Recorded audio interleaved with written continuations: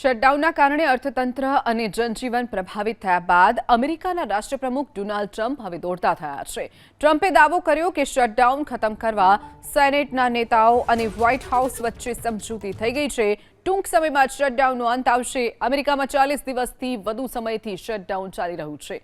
Republican નેતા senate John થયું છે તે અનુસાર શટડાઉન સમાપ્ત કરવા માટે ડેમોક્રેટિક સભ્યો સાથે ડીલ પર વાતચીત હાલ ચાલી રહી છે, પરંતુ હજુ સુધી કંઈ નક્કી નથી થયું।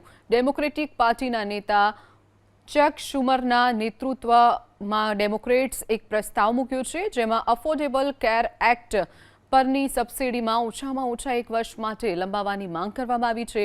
શરૂઆતમાં ડોનાલ્ડ ટ્રમ્પ અને રિપબ્લિકન પાર્ટીએ આ પ્રસ્તાવ નકારી કાઢ્યો હતો, પરંતુ હવે સંકેતો મળી રહ્યા છે કે રિપબ્લિકન પાર્ટી કેટલાક મુખ્ય વિભાગો માટે સંપૂર્ણ વર્ષનું ભંડોળ સુનિશ્ચિત કરવા માટે એક નાણાકીય પેકેજ પર કામ કરી રહ્યું છે, જેના કારણે શટડાઉનનો અંત આવી શકે છે। અમેરિકામાં સરકારનું શટડાઉન ત્યારે થાય છે જ્યારે યુએસ કોંગ્રેસ સમયસર ફાઇનાન્સ બિલ પસાર કરવામાં નિષ્ફળ જતું હોય છે।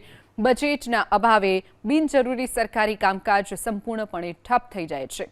શટડાઉન સમાપ્ત કરવા માટે કોંગ્રેસના બંને ગૃહોમાં સ્પેન્ડિંગ બિલ અને કન્ટિન્યુઇંગ રેગ્યુલાઇઝેશન પસાર કરવું અને તેના પર રાષ્ટ્રપતિ સહી થવી આવશ્યક હોય છે।